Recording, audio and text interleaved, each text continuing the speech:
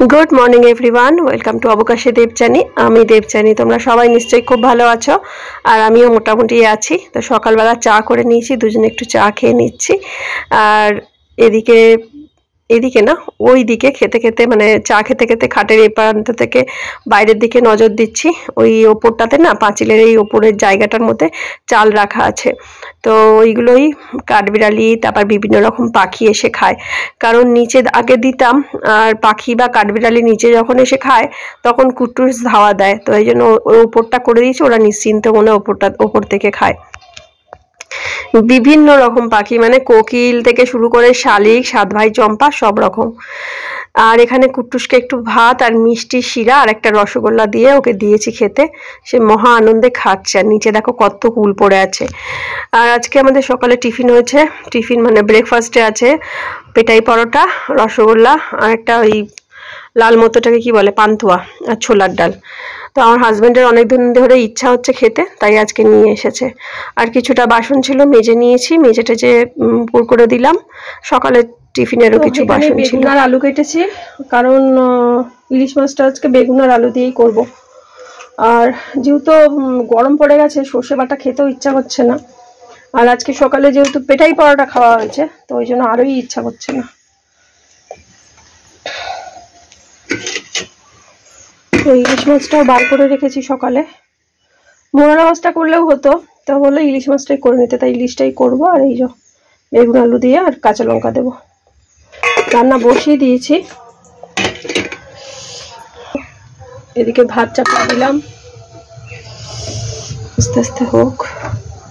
রান্নার বেশি ঝামেলা নেই। এখানে যে তেল গরম হতে দিয়েছি, একটু লবণ দিয়ে দিলাম, তেলটা তাড়াতাড়ি গরম হয়ে যাবে আর চড়বড়ও করে না, সেই জন্য।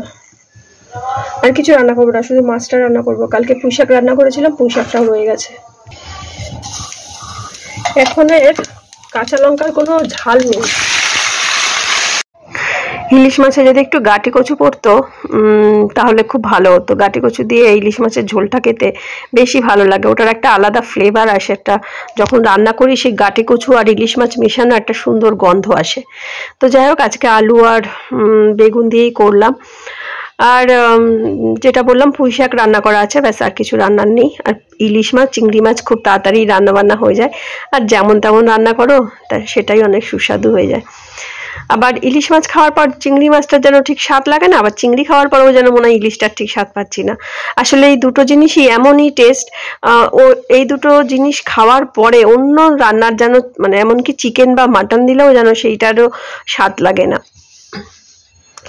তো যাই হোক, এখন আর ইলিশ পাওয়া যাবে না, সেই বর্ষাকালের জন্য অপেক্ষা করতে হবে।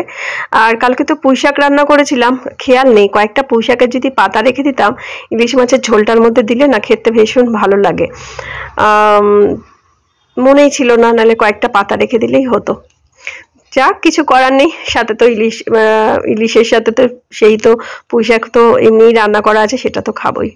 আর ওদিকে ভাত রয়েছে, ভাতটা বসিয়েছি। আর এখানে এই যে পুঁই শাকের তরকারিটা রয়েছে, আর আছে তিতর ডাল অল্প একটু আছে, সেটা এখনো গরম করিনি, গরম করে নেব খাওয়ার আগে। তো ভাতটা হয়ে এসেছে, উপর দেব। এখন একটু বাকি আছে, তারপর উপর দেব। মাছটা হয়ে গেছে, এখন একটু এই যে কাঁচা সর্ষের তেল দেব, দিয়ে নামিয়ে নেব। আর সেভাবে তো ঘরের কাজকর্ম হচ্ছে না, একদিন বেশ সুন্দর করে সবকিছু গোছগাছ করে নিয়েছি। আলনাটা একদিন গোছাতে হবে। আলনাতে না জামা কাপড় অনেকটা মানে উল্টে পাল্টে রয়েছে, দু একটা ওই শীতের নাইটি রয়েছে, ওই দুটোকে কেচে তুলে দেবো। আর লাগবে না আশা করি, এরপরে গরমই পড়ে যাবে। ইলিশ মাছ বা চিংড়ি মাছে একটু কাঁচা সর্ষের তেল নামানোর সময় দিলে ভালো লাগে খেতে। জানি না কেমন স্বাদ পাবো ইলিশটার, কারণ আমি ভিডিওর আজকে ভয়েসটা দুপুরবেলায় দিচ্ছি, এখনো আমাদের খাওয়া দাওয়া হয়নি। রান্না করেছিলাম, পুঁই শাকের এই গোড়াগুলো রেখে দিয়েছিলাম, আজকে বসিয়ে দেবো। এই যে নাচতে নাচতে আসলেন, এর জ্বালায় বসাতে পারবো? দেখবো খানিক্ষণ বাদে ওগুলো তুলেই দিয়েছে। কুটুসু, এই যে 4টে গর্ত করা হয়েছে, গর্তের আশেপাশে ঘুরে বেড়াচ্ছে খালি, আর গর্তের মধ্যে একবার করে গিয়ে মাথা ঢুকাচ্ছে, কি যে দেখছে ওই জানে। এই শরীরটা ঠিক নেই। এই গর্তগুলোর মধ্যে অনেকগুলো বালতিতে গাছ লাগানো আছে, সেগুলো সব বসিয়ে দেবো এইখানে। ওই দেখো, এর না সেই বোতলটা মনে পুড়িয়ে দেওয়া হয়েছে ওখানটায় জঙ্গলে, কারণ ওর বোতলটা পাওয়া যাচ্ছে না। এখন এই সবুজ রঙের দেখেছো দেখেছো, দেখো দেখো টুলটাকে নিয়ে পড়েছে। হাই পাগল, এই সবুজ এই কন্টেনারটা পেয়েছে, পুরো গুঁড়ো গুঁড়ো করে কাটছে। মেশিন হয়ে গেছে দাঁতগুলো, দাঁতগুলো খালি শিরশির করে আর লাফালাফি করে, শিরশির করে লাফালাফি করে, কিছু পায় না, নারকেল গাছের শিকড় কাটে। দাঁড়া, এই তো আমি খেপে যাচ্ছি কিন্তু। ওই দেখি দেখি দেখি, বসতে দিবি না তো আমাকে, চল দেখি তো। দেখো কাণ্ড, কত কাণ্ড করলাম। এখন এখানটাই বসি, দূরে যাবো না বাবা, গেলেই জ্বালাতন করে মারছে কুটুসটা। কুটুসু অনেক দুষ্টুমি করছো। অনেক ভোরে ওঠে কুটুস, উঠে বাইরে চলে যায়। তো আমার হাজব্যান্ড একদম সকালে উঠে যখন বলে বারান্দায় থাকে না, কোথায় হাওয়া হয়ে যায়। আবার আমরা মানে এই যখন 7টা সাড়ে 7টার দিকে যখন উঠি তখন দেখি উনি তখন চলে আসেন, কোথায় হাওয়া হয়ে যায় কে জানে। যাই হোক, একটু একটু করে এখন বেরোনো শিখছে। আর সেদিন যা হয়েছে, কালু এসে 2 গালে কাদা মাখা 2টো হাত দিয়ে ওর মুখে একদম দোলের যে রং খেলা হয় না, পুরো কালো রং করে দিয়ে চলে গেছে। ও আসলে গেটটার বাইরে মাথাটা বার করে আর বডিটা আমাদের গেটের ভেতরে দিয়ে বসে থাকে। আর কালু রাস্তা দিয়ে যাচ্ছিল, পাঁকটা ঘেটে খালে, আমাদের যে পিছনে একটা নদী আছে, নদীটা সরু হয়ে গেছে, এখন খাল মতো হয়ে গেছে। যেহেতু পূর্ণিমার কোটাল, তো ভাবছে খালে অনেক খাবার দাবার আছে হয়তো। গিয়ে আর ওই যখন ফিরছে দেখে আমাদের গেটের তলায় আমাদের কুটুস বসে আছে, আর কুটুসের গাল দুটো ধরে টানাটানি করে আমার হাজবেন্ড আবার কালুকে তখন তাড়ালো। এইসব কাণ্ড। আর কুটুস ভয়ের চেটে ঘয়ে ঘো করে একদম বাড়ি ময় লাফালাফি করতে শুরু করেছে। তো আমি দেখো এদিকে কাজ করছি আর দূরে ওইদিকে কুটুস বসে বসে দেখছে। আর ভাবছি যখন আমাদের গোলু ছিল, গোলুও ঠিক এরকম করতাম, এরকম গাছ বসাতাম, আশেপাশে ঘুরে বেড়াতো, বসে থাকতো, আর ছুটে ছুটে আসতো। তারপর পাতা, আমাদের যে দিদিরা কাজ করতো, ওরা পাতাগুলোকে না মানে গোল করে রেখে দিত, ওরা বাড়ি নিয়ে যেত সব বস্তায় করে, বাড়িতে গিয়ে ওগুলো পুড়িয়ে রান্না করতো, মানে জ্বালানি করতো। তো সেই যখন ওরা গোল করে রেখে দিত, ওর মধ্যে গিয়ে ঝুপুস করে গিয়ে সেই গড়াগড়ি করতো, খেত। সেইটাই ভাবছিলাম যে আমাদের যখন গোলু ছিল এইরকম করতো, ছুটোছুটি করতো, কত কিছু করতো। তো কুটুসই ওরম করে। আর এখন গরম পড়েছে তো একটুতে ক্লান্তি চলে আসছে, দৌড়াদৌড়ি ঝাপাঝাপি করছে, আর মাঝে মাঝে এসে এরম মাটির মধ্যে চুপচাপ শুয়ে থাকে। আর এই নারকেল গাছের শিকড়গুলো, সেগুলো দাঁত দিয়ে কাটাকাটি করে, দাঁতের যত জোর আছে।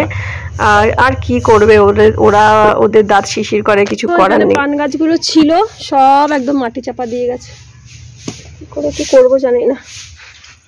এই গাছগুলোতে গোড়ায় দিয়েছে মাটি ঠিক আছে, কিন্তু এই দিকটাতে পান গাছগুলো ছিল, পুরো মাটি চাপা পড়ে গেছে। এই চারাটা রয়েছে, কিন্তু আরো অনেকগুলো চারা ছিল, পুরো মাটি চাপা পড়ে গেছে। এই তো দেখতে পাচ্ছি একটা, করে বার করে দিতে হবে, নাহলে হবে না গো। আরে চলো এদিকে দিয়ে দিই। অনেকগুলো গাছ ছিল, সব চাপা পড়ে দিয়েছে। একটা থেকে গেলে আবার ওর থেকে আবার হবে অবশ্য, কিন্তু তবুও কোথায় চাপা পড়েছে কে জানে। এই একখানাই রয়েছে এটা, আর ওই ছোট ছোট ছোট ছোট 2-3টে চারা পাতা পাতা বেরিয়েছে, ওখান থেকে আবার হয়তো হয়ে যাবে। এই গাছটা মা দিয়েছিল, সেই গাছটা।